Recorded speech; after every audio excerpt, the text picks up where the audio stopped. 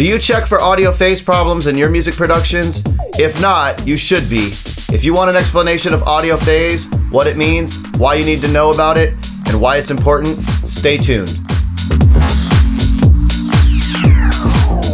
Hello everyone, and welcome to Distinct Mastering. My name is Freddie.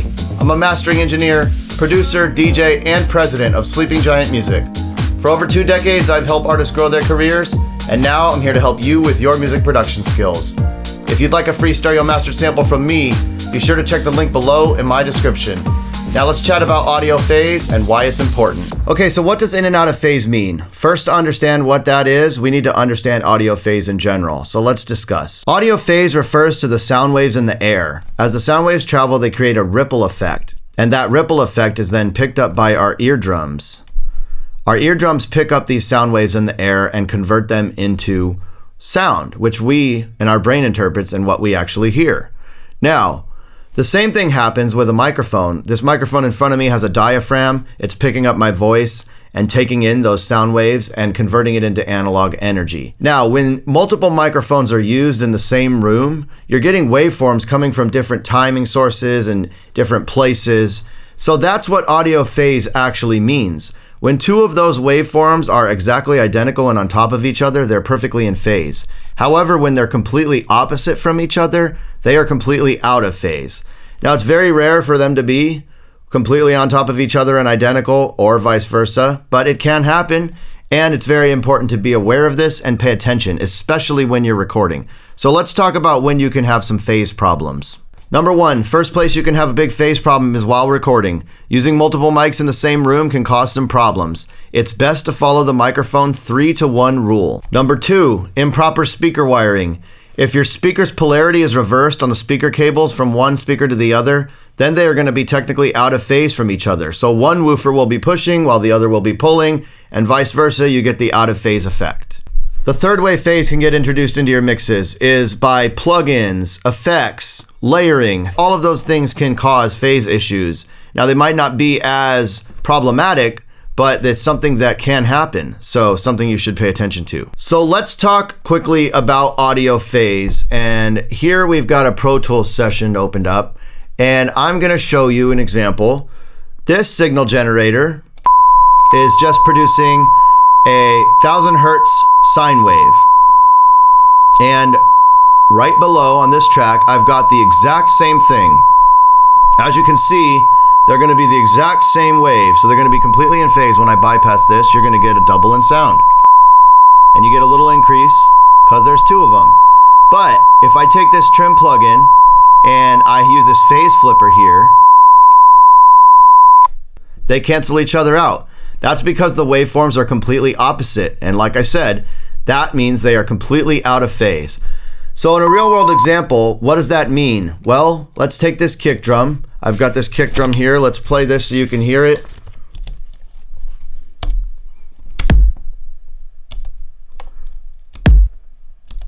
Okay, what I'm going to do is I'm going to duplicate this track, and I'm going to take this one. Now you see here the waveforms are identical, so they're perfectly in phase. And what we want to do is we want to invert it. And what this is going to do is now you can see that it's completely opposite. And if I play those together, I get nothing. But with one, I get the kick. With the other, I get the kick. So let's talk about how you can check for phase issues. 1, you can use a phase correlation meter, like this one here. The correlation meter shows you from -1 to +1 and 0 in the middle. Anything running at -1 means it's out of phase. Anything running into here at 0 means they're not even related, they're not in or out of phase. And +1 means that they are closer to in phase. Usually when you have music playing, this will be moving around, but you really don't want it to be sitting on this side. If it taps into this side a little bit, that's okay. But you don't want it to be hanging over here to the left. What happens when things go out of phase? They disappear. And when you sum to mono, you're going to notice that if something disappears, that's a problem. That's why it's important to check your mix in mono, which is what we're going to talk about more next week. Another way you can check for phase issues if you use a phase meter. So this one will show you that this mix right now is perfectly in the middle, but as you're playing something that's more stereo, you'll get more information here on the left and the right. This will show you the phase issues that are occurring. This meter is a little different to look at. It is okay to have some anti-phase. Once again, to really understand if you have a phase problem, you need to use your ears and listen in mono.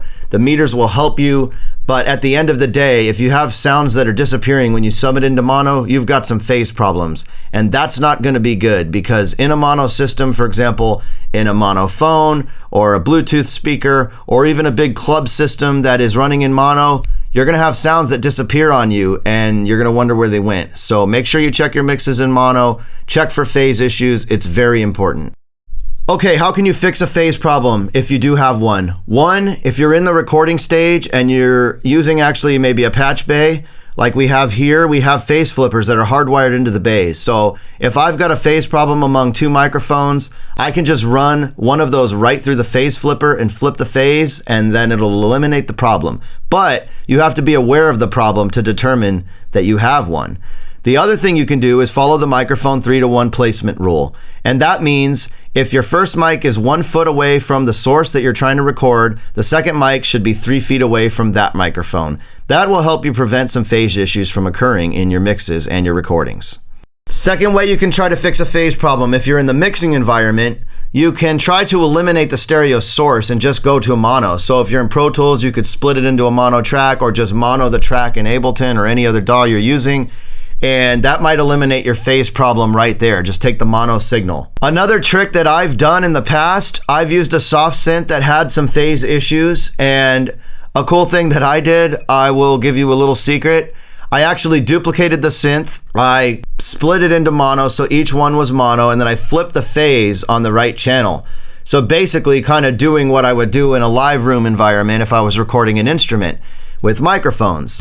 And it actually worked. I got the same stereo source that I was looking for, minus the phase problems. So that's one that I did in the past, and it may work for you. You could give that one a try. And the fourth and final way you could fix a phase problem, and I've never personally done this, but there are phase correction tools out there. So if you do happen to make an error and you recorded a phase problem in your recording, you could try something like Waves in Phase, or just look up phase correction plugin. There's a bunch of them on the market.